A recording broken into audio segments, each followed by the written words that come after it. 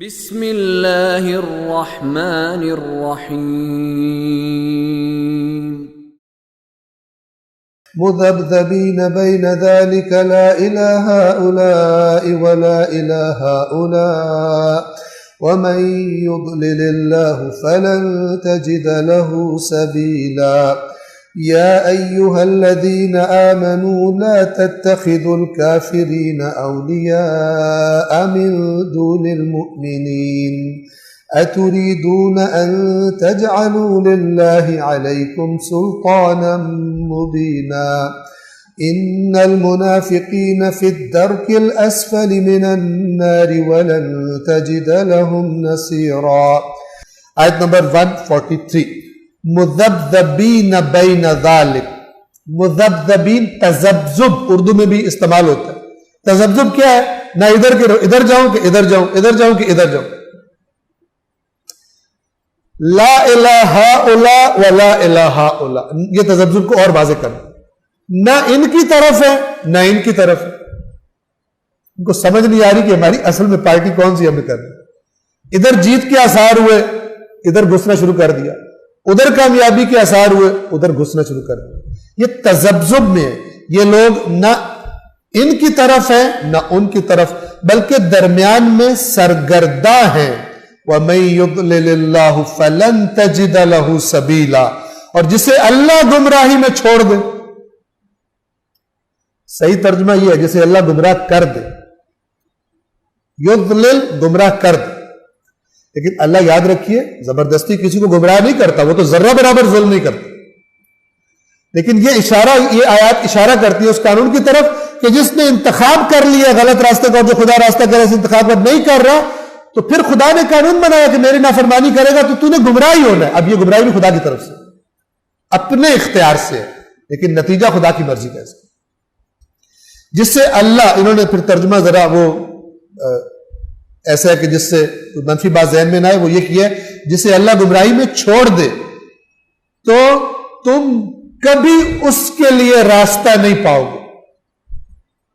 یعنی جس نے خدا کے کہنے پر خدا کی بات نہیں مانی، ہدایت پر نہیں آیا، تو پھر اور کوئی جگہ ایسی نہیں ہے جہاں سے اس کو ہدایت ہو.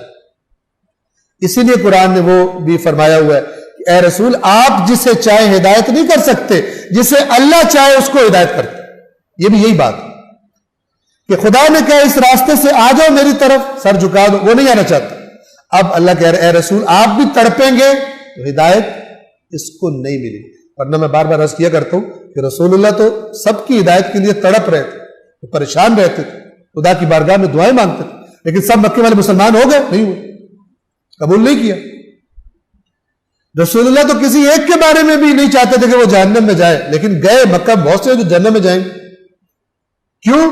کہ جو خود نہیں اللہ کے سامنے سر جھکاتا پھر اس کے لیے دوسرا ہدایت کا راستہ نہیں. یہ بہت اٹل قانون ہے اللہ تبارک و تعالیٰ کا. چانسز دیتا ہے اللہ تعالیٰ مختلف، لیکن فیصلہ انسان نے خود کرنا ہو. کھینچ کر زبردستی فرمایا لا اکراہ فی الدین، دین قبول کروانے کے لیے کوئی زبردستی نہیں. قد تبین الرشد من الغی، گمراہی اور ہدایت واضح ہو چکی. جس کا جی چاہے ایمان لے آئے، جس کا جی چاہے ایمان نہ لائے. صلوات پڑھیں محمد والے.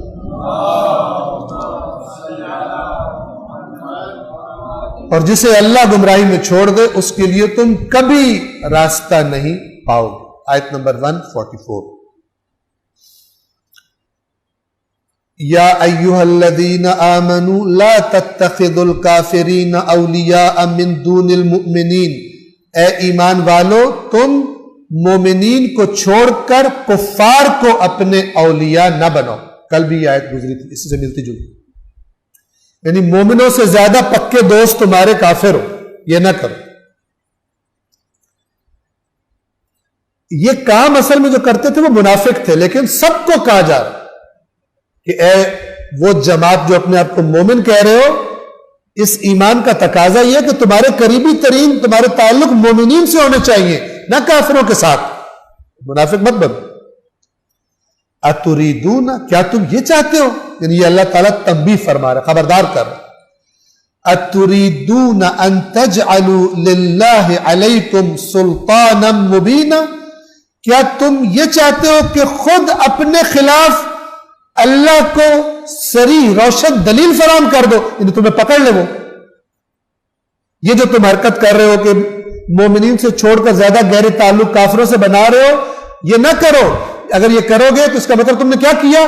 تم نے خدا کو ایک واضح دلیل فراہم کر دی تاکہ وہ تمہاری گرفت کرے، اور خدا اس پہ گرفت کرے گا تمہاری۔ کیا تم یہ چاہتے ہو؟ یہ کہنے کا انداز، یعنی یہ نہ کرو۔ اگر یہ کرو گے تو خدا کے پاس پھر وہ ایک حجت ہو جائے گی کہ جس کی وجہ سے وہ تمہیں سزا دے گا اور تمہاری گرفت کرے گا۔ ایسا نہ کرو۔ کیوں ایسا نہ کرو؟ اس لیے کہ ان المنافقین فی الدرک الاسفل من النار ولن تجد لهم نصیرا، یقیناً منافقین جہنم کے سب سے نیچے والے طبقے میں ہوں گے۔ اب اتنی خطرناک بات، یہ کیوں؟ اس لیے کہ کافر تو واضح ہے، اس سے لڑنا ہے۔ یہ جو اندر گھس کے بیٹھا ہوا ہے، گھر کا بیدی لنکا ڈھائے کہتے ہیں، اس کو تو پتہ ہی نہیں ہوتا نا کہ اس سے بندہ حفاظت کا بندوبست ہی نہیں کرتا، پشت سے چھرا مارتا ہے آ کر۔ سامنے والا دشمن تو نظر آ رہا ہے، لیکن جس کو میں اپنا ساتھی سمجھ رہا ہوں وہ آ کے پشت سے جب وار کرے گا تو مجھے پتہ بھی نہیں چلے گا۔ وہ جو مثلا 300 بندہ لے کے واپس چلا گیا، اس کے لیے تو پھر مومن ریڈی نہیں تھی، وہ تو ان کو اپنا سمجھ رہے تھے۔ یہ ہوتا ہے منافق کی چال۔ تو اللہ نے ان کے بارے میں کیا فرما رہا ہے؟ یہ جہنم کے، یقیناً منافق جہنم کے در کے اسفل، اسفل یعنی سب سے نیچے والا، جیسے جنت میں درجات ہیں، جہنم میں درکات ہیں، سب سے نیچے والا درک، اس میں ہوں گے، آگ کے سب سے نچلے طبقے میں ہوں گے۔ وَلَن تَجِدَ لَهُمْ نَصِيرًا، اور آپ کبھی ان کے لیے کوئی مددگار نہیں پائیں گے کہ کوئی آ کر وہاں پہ ان کی مدد کر دے۔ یہ ساری تنبیہات کرنے کے بعد اور خبردار کرنے کے بعد اللہ تبارک و تعالیٰ قرآن کریم اپنے مزاج کے مطابق کہتا ہے کہ توبہ کا راستہ سب کے لیے کھلا ہوا۔ اگر منافقین جو یہ حرکتیں کر رہے ہیں اگر وہ توبہ کر لیں تو پھر اللہ کی طرف سے دروازہ بند نہیں ہے۔ اللہ العلی